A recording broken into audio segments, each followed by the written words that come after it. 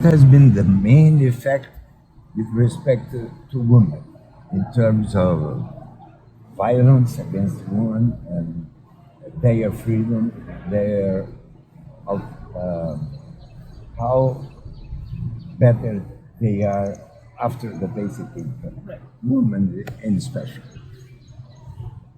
There is no group of people who have benefited from this money more than women, at least from what I've seen.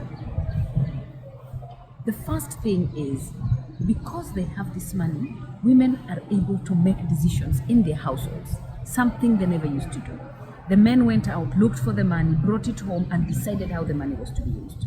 Today, women can speak to their husbands and negotiate how money in the household is supposed to be used. Women have a sense of freedom, the freedom to choose what to do for their families and for themselves. Previously, a woman could not buy shoes, buy clothes, or anything for their children, because the man had to decide what was to be bought in the house. Now, they have the means to say, you know what, I am going to take 10% of my money to go into my children's school fees, another 10% to their clothes, another 10% to my own clothes, something they could not do.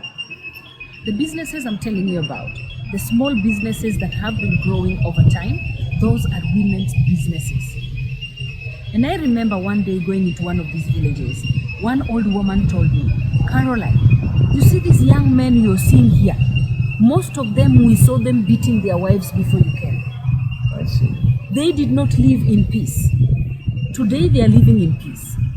They may not tell you because they are ashamed of what they were doing. I see. But we saw them, and we can tell you that your money has been able to help bring peace in their houses. Their women are not beaten anymore. This is very important. It is very, very important. Domestic violence has reduced. Women say that they feel their husbands love them more. So it's not just about being beaten, that women, even in poor communities, have the emotional feeling of being loved. They need love from their husbands, but the pressures of poverty had made it so hard for their husbands because their husbands were looking at them as burdens. They were looking at them as a nuisance. Basic income has now equalized them. The men and the women now are equal, and the women say the result is that they feel more love in their household, particularly from their husbands, which is very important. And how is the solidarity sentiment in the community since the basic income started? Unity.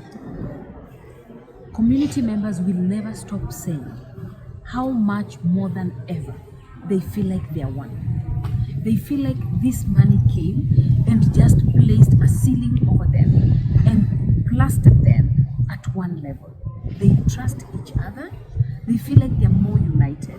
They are able to make decisions as a community.